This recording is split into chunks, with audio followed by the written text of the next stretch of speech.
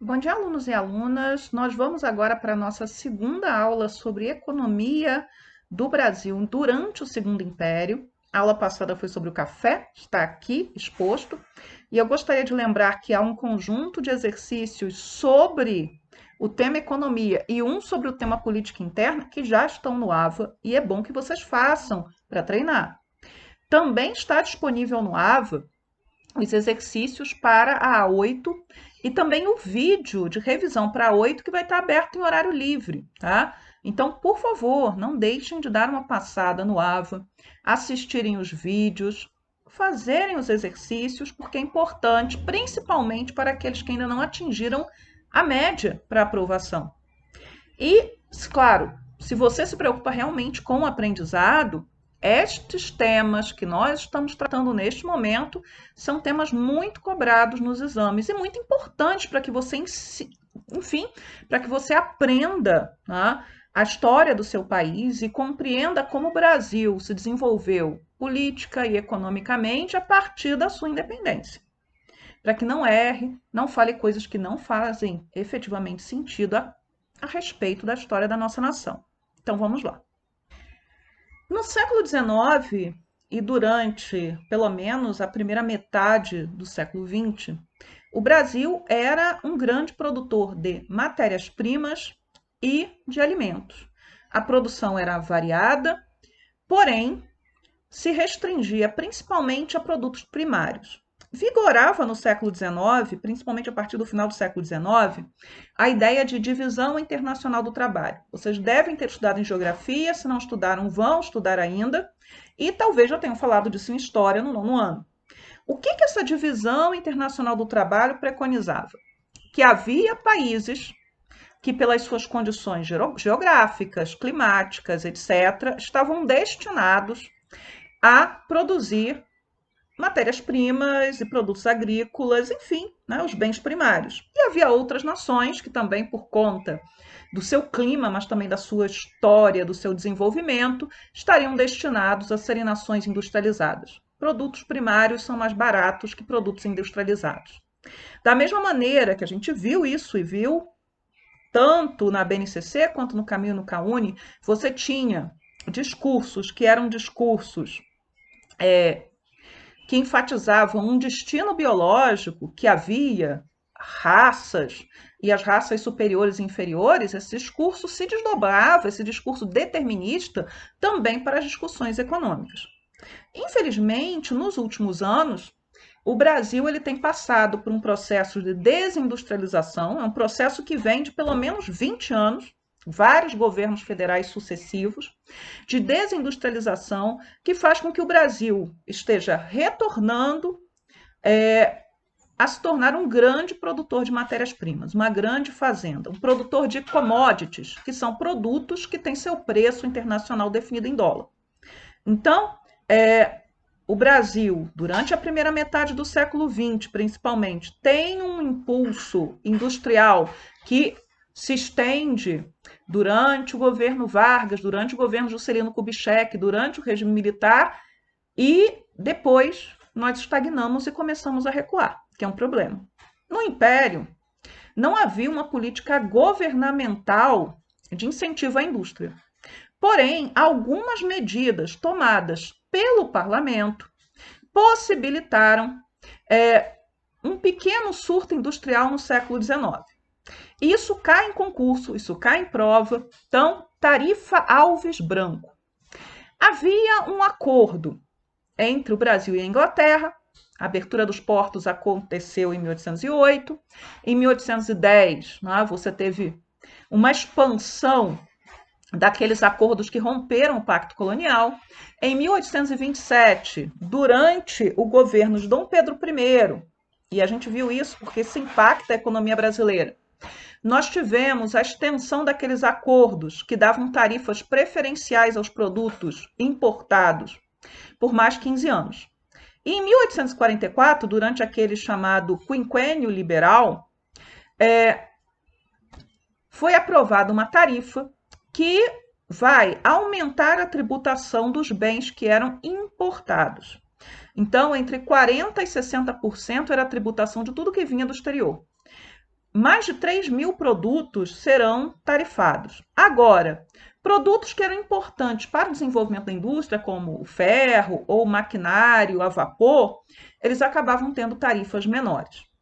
Essas medidas elas foram pensadas tanto para recompor os cofres públicos, quanto, de uma certa maneira, para dar suporte para aqueles que quisessem tentar constituir indústrias no Brasil. E, de fato, nós tivemos, né, um impulso à industrialização. Só que, curiosamente, quando a gente fala em divisão internacional do trabalho, não pode se enganar a respeito da adesão das elites locais. A maioria dos grandes fazendeiros brasileiros, dos grandes comerciantes, eles efetivamente acreditavam nessa ideia de que o Brasil deveria produzir os bens primários, as tais commodities, como chamamos hoje. Eram poucos os homens e mulheres que tinham visão e que pensavam na possibilidade da industrialização brasileira. Daí, o nome principal dessa época, o nome que vai ficar marcado na história, é o Barão de Mauá. Então, um sujeito que efetivamente se enquadra naquele modelo que os americanos chamam de self-made man, aquele que se faz por ele mesmo, pelo seu próprio esforço, e que constitui uma fortuna imensa e, ao mesmo tempo, constrói, né, uma série de empreendimentos que vão auxiliar a expansão ferroviária no Brasil, a constituição de serviços públicos dentro das cidades, como redes de esgoto, fornecimento de água, iluminação, etc, etc, etc. Aqui a gente tem a foto da primeira locomotiva circular no Brasil, que era chamada de Baronesa, e pertencia ao Barão de Mauá em homenagem a eles. Quem é que não gosta da tarifa Alves Branco? Os comerciantes e os industriais ingleses, e aí, claro, o governo inglês também, né, não se sente plenamente satisfeito, porque os seus capitalistas, né, os seus cidadãos têm os seus interesses prejudicados, e aqueles brasileiros que trabalhavam no ramo de importação ou que usufruíam desses bens importados. Porque se o bem importado ele é relativamente barato, mesmo as camadas médias podem consumi-lo. Agora, se esse bem importado ele se torna muito caro, você vai ter que substituir pelo similar nacional. E, efetivamente, naquele momento, você vai começar a desenvolver uma série de indústrias simples, tá? Que vão possibilitar que você tenha um similar nacional de muitos desses produtos. Onde vem o dinheiro para o investimento na indústria? Não estou falando do Mauá especificamente, mas de outros que são acionistas até das empresas do Mauá. Uma das fontes desse dinheiro é o fim do tráfico negreiro. Então, aqui eu já falei na aula de política interna sobre a Bill Aberdeen, só que eu não disse, né, o nome, né, do sujeito, né, que dá nome a essa lei, Bill, né, que vai pressionar o fim do tráfico negreiro no Brasil, era o George Hamilton Gordon, que era o 4º conde de Aberdeen.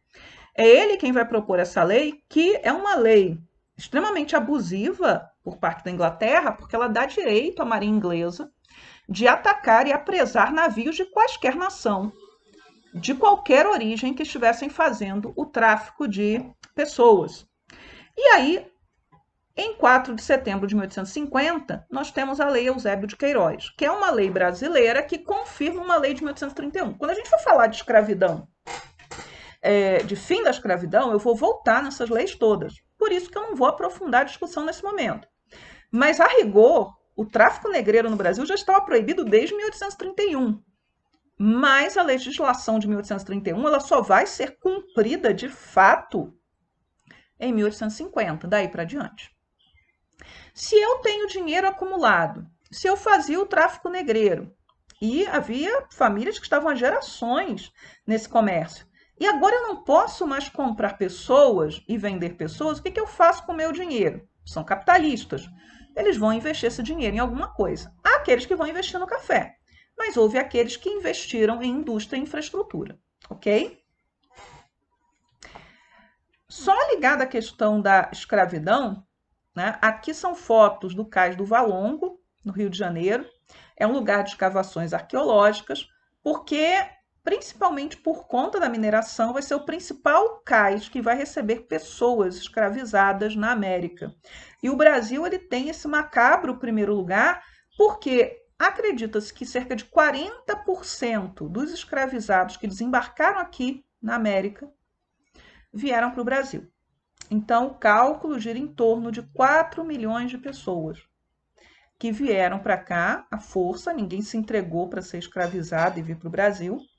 Eles não são servos de contrato, né, que muitas vezes faziam acordos e vendiam sua liberdade por X anos. Eram pessoas que normalmente eram capturadas ou pelos europeus ou vendidas aos europeus e trazidas para a América. E o recorde é do Brasil, tá?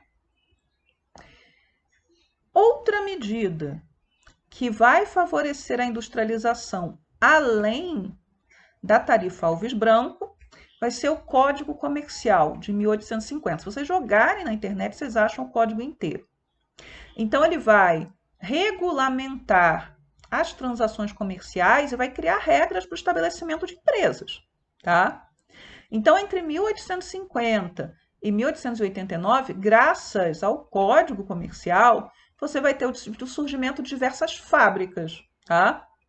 Fábricas de quê? De bens de consumo, tecidos, couro, tratado, sabão, papel, enfim, coisas que não eram muito complicadas de se fazer e que se usavam no dia a dia. Lembra da tributação do produto estrangeiro? Então, são coisas que você pode produzir aqui. Porque abrir uma fábrica no século XIX, no início do século XX, não era um empreendimento tão caro. Você precisava de um balcão, você talvez precisasse de maquinário, havia fábricas que nem maquinário precisavam. Você contratava pessoas e os salários eram muito baixos e as jornadas eram muito longas. A gente já discutiu isso quando falou de Revolução Industrial. Então, tarifa Alves Branco, 1844, mas lembrem que num concurso, uma prova, a data nunca é o motivo do erro. Salvo se for uma data que você efetivamente não possa esquecer, mas não é o caso. Código Comercial de 1850. Então, duas medidas que foram feitas isoladamente, não foi um grande projeto de industrialização, mas que tiveram um impacto positivo na industrialização brasileira. No nosso programa, está lá explicitamente, falar da Era Mauá. Então, vejam a importância do Irineu Evangelista de Souza, a ponto de você ter um tópico do nosso programa de história, que é Era Mauá. Por quê? Porque ele é o grande industrial, o grande empresário, o grande capitalista brasileiro no século XIX. E para ele ter essa luz toda em cima dele, é porque efetivamente se dedicar a esse tipo de atividade não era algo comum, não com esse sucesso, inclusive, entre os brasileiros. A maioria dos membros da elite preferia meios tradicionais de fazer dinheiro, a terra, escravos, monocultura, preferência ao café. Então, o Mauá ele vai ser dono de portos, de ferrovias, de empresa de saneamento básico, empresa de iluminação, e ele tem uma trajetória que foi construída a partir do trabalho, né? Que é uma coisa que as elites brasileiras do século XIX não viam com bons olhos, porque trabalho era coisa de escravizado. Trabalho não era coisa de branco. O dinheiro que era herdado, ele tinha muito mais valor simbólico do que o dinheiro que era ganho com o seu esforço. Então, só para a gente fazer uma biografia do Mauá, ele ficou órfão muito cedo e com 11 anos ele vai começar a trabalhar com um comerciante português. Então, ele era do Rio Grande do Sul, do interior do Rio Grande do Sul. Um tio o assume a sua educação, deixa para trás, né? Ele deixa para trás aí a mãe e os irmãos e as irmãs, que eram menores, ele é trazido para o Rio. E aí ele acaba trabalhando depois para o inglês, que é o Cahooters, que comprou a empresa onde ele trabalhava. Ele vira caixeiro viajante, ele aprende a língua inglesa, se torna fluente em inglês. Qual é a necessidade de se tornar fluente em inglês? Bem, boa parte dos comerciantes, principalmente comércio estrangeiro, daqueles que tinham estrangeiros que tinham empreendimentos no Brasil, eram ingleses. E o Mauá, ele percebe a importância de saber inglês e de conhecer o modo como esses ingleses trabalhavam. E com 23 anos, ele já tem condições de virar sócio do seu patrão. E aí, né, já rico, em 1845, ele vende parte que ele tem nessa companhia Carruthers e ele vai iniciar uma pequena fundição, que é a fundição da Ponta de Areia em Niterói, que é o início da indústria naval brasileira. E aí é importante, uma outra característica do Mauá. O Mauá era um abolicionista de primeira hora. Ele era mal visto entre outros membros da elite da época, e ele vai se eleger deputado, ele é, né, um dos membros do parlamento, é que o Mauá dava fuga a escravos. Era acusado de esconder escravizados nas suas empresas, nos seus porões, enfim, era alguém que a princípio estava envolvido, dando cobertura àqueles que faziam as fugas de escravos. Então, era um sujeito extremamente mal visto pelos senhores de escravos. Aqui do lado, né, o escudo do Mauá. Né? Ele primeiro vai ser barão e depois ele vai virar visconde. Né? Barão, visconde, conde, marquês, duque. E olha só o slogan que ele escolheu para colocar, o lema que ele escolheu para colocar no escudo de armas dele. O trabalho perseverante vence todos os obstáculos. Então, de novo, a ideia de valorização do trabalho, que tem muito a ver com a ideologia protestante britânica, mas que tem pouco a ver com essa sociedade brasileira escravagista e católica do século XIX. O que tem no escudo do Mauá? Uma locomotiva e um navio a vapor. Ele vai ser dono de ferrovias e construtor de ferrovias, ele vai ser dono de companhias de comércio e de transporte com navios a vapor, ele vai ter empreendimentos em todas essas áreas. E uma outra coisa, quando você era nobre, durante o Segundo Império, você podia ser nobre com grandeza ou sem grandeza. Isso tudo representava preços diferentes, esses títulos eram comprados, a gente viu isso na aula de política interna. No caso do Mauá, ele era com grandeza, porque ele tinha direito a um escudo, a um brasão de armas, ok? O Mauá, além de ter empresas, ele também era dono de um banco, né, junto com sócios norte-americanos e britânicos. E esse banco dele vai ter filiais, além de várias capitais brasileiras, em Londres, Paris, Nova York, Buenos Aires e Montevidéu. E é importante isso, né? Há muitas controvérsias sobre a derrocada do Mauá. Né? Aqui, assim, antes de eu falar sobre isso, ó, aqui nós temos um mapa que é lá da Fundação Getúlio Vargas, eu usei na primeira parte da aula de economia. Vocês podem entrar no link, aí vocês ampliam, mostrando os empreendimentos do Mauá no Rio de Janeiro. Ó. Linhas de trem, de bonde, de navios, fábricas, o estaleiro, uma série de coisas, fazendas que ele possuía. Aqui os empreendimentos do Mauá no Brasil inteiro. Os barquinhos ali, as companhias de transporte.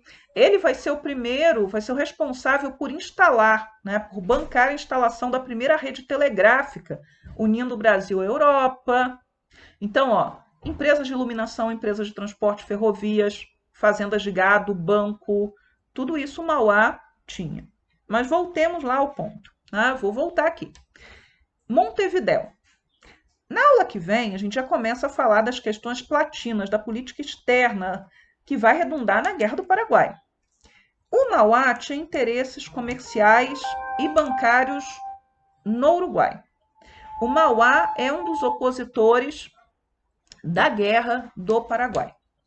Ele não apoia a guerra, ele fala contra a guerra no parlamento e aí é teorizado, né, que alguns dos seus adversários se aproveitaram do fato dele oferecer argumentos contra a guerra para acusá-lo e para, de uma certa maneira, prejudicá-lo politicamente, num momento em que você tem uma guerra e é um momento de mobilização e de patriotismo.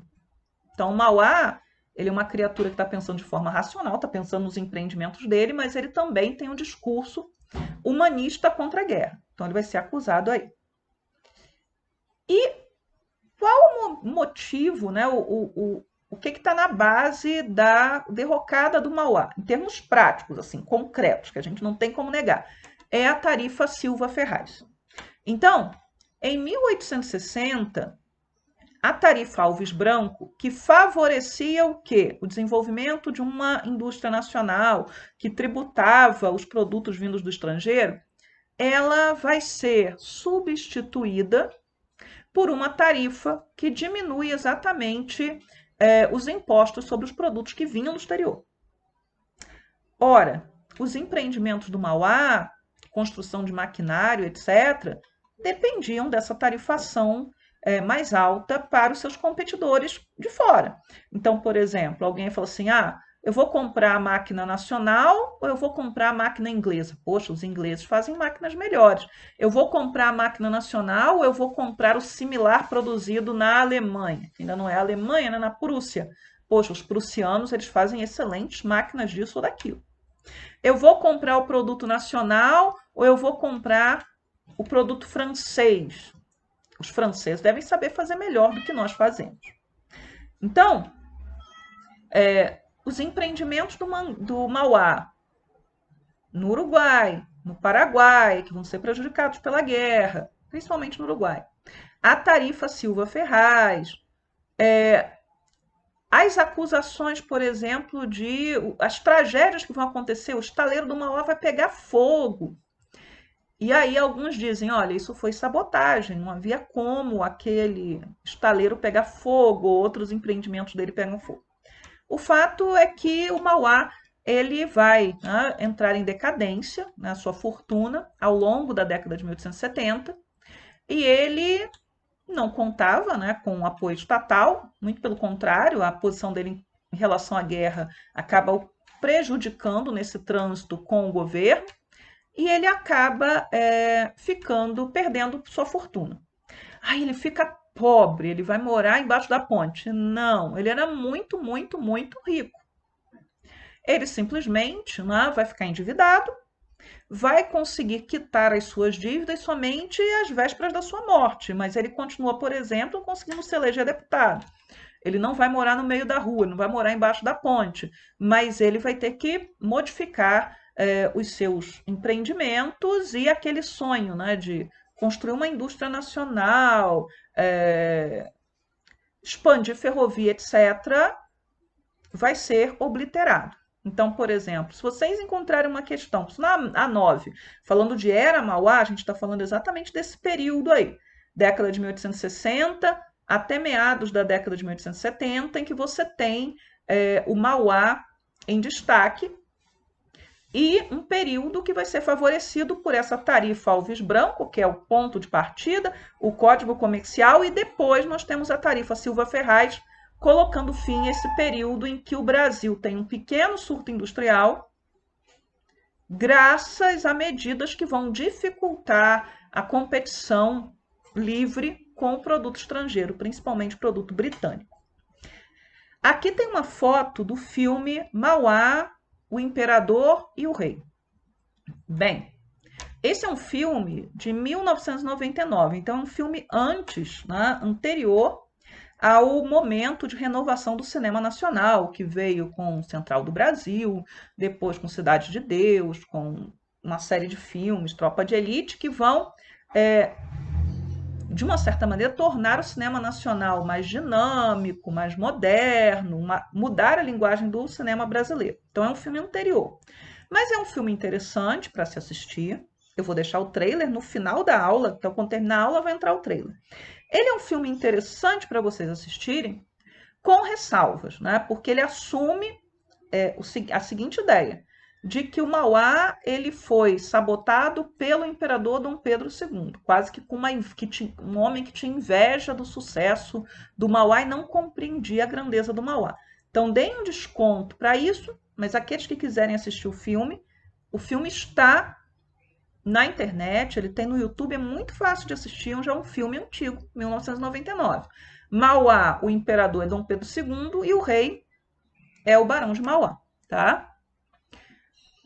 Então, aqui, né, uma pintura mostrando o estaleiro, né, de Ponta de Areia do Mauá, em Niterói. Vários dos empreendimentos do Mauá eram na cidade de Niterói. O último tópico da nossa aula é um tópico muito importante, que certamente vocês viram no ensino fundamental e devem voltar a ver talvez em geografia, que é a nossa lei de terras. Vamos refrescar a cabeça em relação ao que aconteceu nos Estados Unidos, porque nós falamos disso. Nos Estados Unidos, havia um sistema conhecido como Homestead Act. Nós estudamos particularmente aquele que vai acontecer na década de 1860, que concedia terras nas regiões novas incorporadas ao Oeste para todos aqueles cidadãos norte-americanos maiores de 21 anos, homem ou mulher, chefe de família. Então, você recebia uma terra no Oeste que era sua e que você poderia cultivar. Ah, mas temos as discussões a respeito se era terra indígena, se não era, etc. Mas não é disso que a gente está falando nesse momento. Mas o Homestead Act acabava sendo um convite, nesse modelo, e outros modelos houve, inclusive contemplando imigrantes, para atrair imigrantes, não é? Mão de obra vinda principalmente da Europa e que ajudou a construir os Estados Unidos como nação. No Brasil, a legislação que é a nossa lei de terras, ela vai ser aprovada na esteira da proibição do tráfico negreiro. Então, Lei Eusébio de Queiroz em 1850 e no mesmo ano de 1850 nós temos a Lei de Terras. E é uma legislação muito séria. Por quê? Porque ela vai favorecer a concentração de terra na mão de poucos.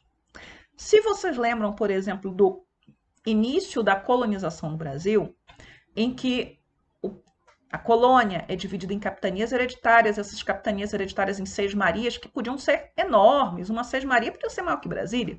Tá? Então, nós já tínhamos o latifúndio como algo presente na vida dos brasileiros e brasileiras desde a colônia. Tá? Porém, o que vai se estabelecer com a lei de terras? As terras devolutas, então as terras que estavam nas mãos do Estado, só poderiam ser adquiridas por compra em leilões mediante pagamento à vista e somente poderiam ser cedidas pelo Estado terras em região de fronteira. Então, para colonizar as fronteiras do Brasil, regiões que eram regiões fundamentais para a segurança do país, ali você poderia conceder gratuitamente terras. Mas as demais terras somente compradas a dinheiro. As sesmarias, elas podiam ser revalidadas, mas poucas delas foram, né? E muitos latifúndios se recusaram a regularizar, eram grandes senhores de terra, eram pessoas poderosas e acabaram ignorando as determinações do Estado. A lei de terras ela vai prejudicar principalmente quem?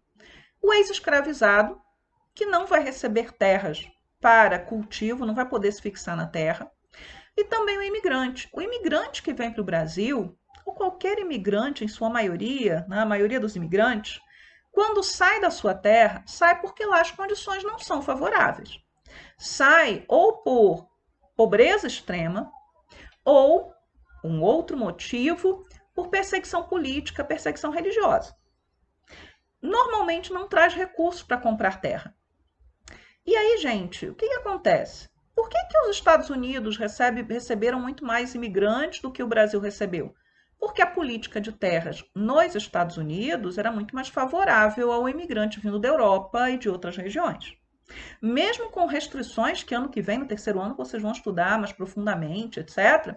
Mesmo com restrições, com legislações racistas, ainda assim as condições para se adquirir terra nos Estados Unidos eram muito mais fáceis de cumprir do que aquelas aqui no Brasil.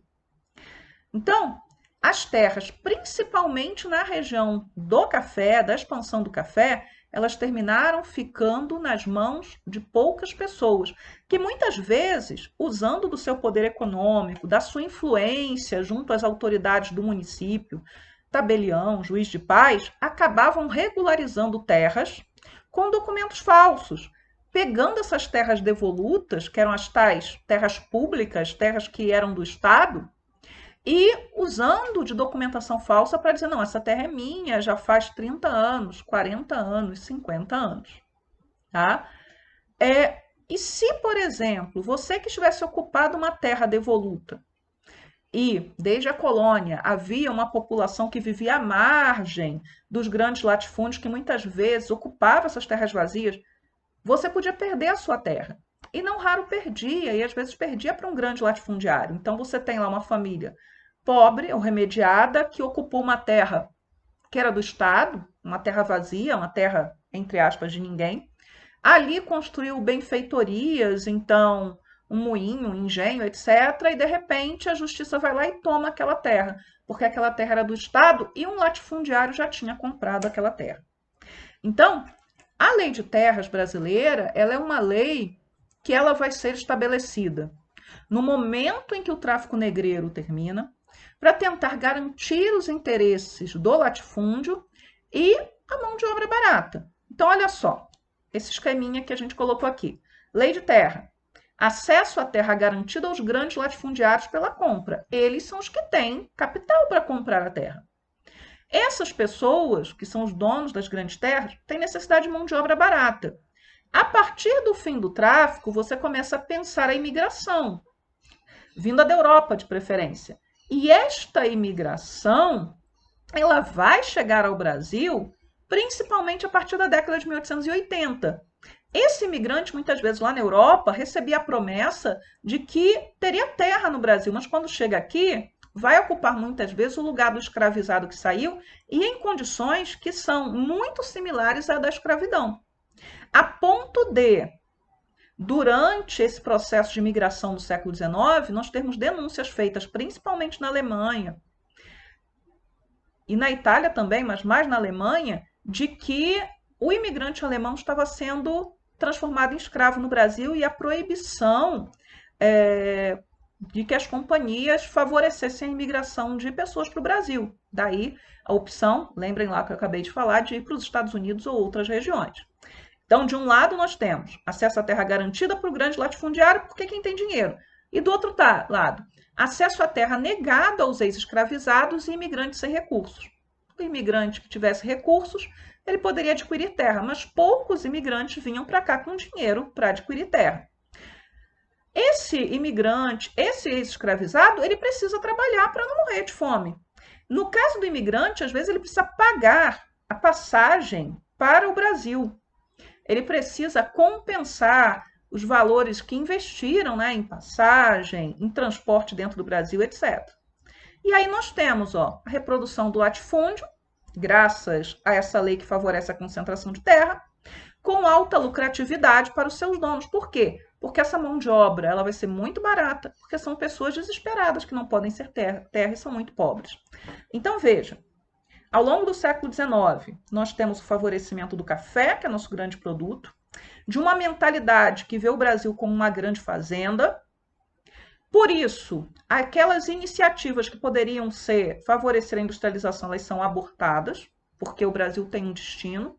E, ao mesmo tempo, você tem os grupos que controlam a política e que são senhores de terra ou seus aliados, garantindo que essas terras, de preferência, estarão nas mãos de poucos e com mão de obra barata suficiente para manter essas terras funcionando.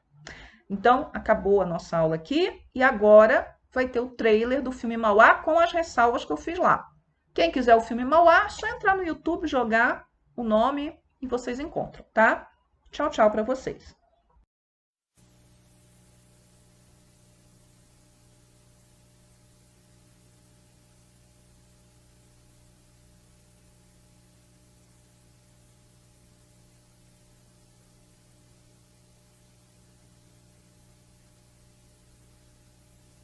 O Brasil teve 35 presidentes, 2 imperadores e um rei. O Rio de Janeiro, Irineu, aqui é o começo do teu caminho. Você vai vencer ou perder? Eu vou vencer. Ele sonhou com um país do futuro. Ferro, carvão, indústria e meios de transporte para fazer circular toda essa riqueza. E encontrou uma nação acorrentada ao passado. Esse país tem um imperador. Todos os sonhos devem subordinar-se ao sonho do imperador. Vou construir a primeira ferrovia do Brasil! O seu projeto desvia radicalmente o rumo do nosso país. Eu tenho 12 milhões de libras mais do que orçamento do Império. Um aventureiro. Um mal que deve ser cortado pela raiz. Brazil's development was always an ideal. Ideas and currency do not marry well. Das 6 empresas mais importantes do Império, ele é dono de 4. Não se pode permitir. Você fez tudo pelo Brasil. E o que ganhou em troca? Vou lhe mostrar.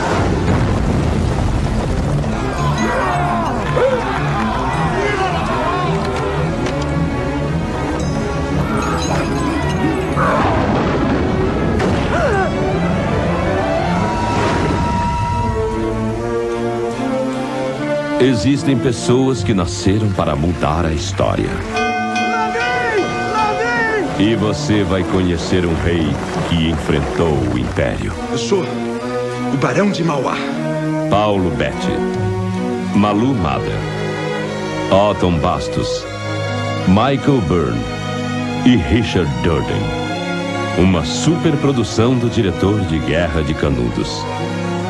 Mauá, o Imperador e o Rei.